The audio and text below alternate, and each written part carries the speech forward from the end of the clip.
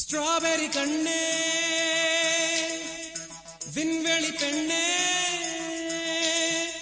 silver spoon கையோடு பிறந்தவள் நீயே ஒரு ஃப்ரிட்ஜுக்குள் ஆப்பிள் போல் இருந்தவள் நீயே தங்க தட்டில் சோறு பென்ஸ் ஏசி காரு இருந்தும் நெஞ்சோடு சொல்லாத பாரம் என்ன தனிமை இனிமையாக எளிமை கொடுமையாக உனது கண்ணோடு சொல்லாத சோகம் என்ன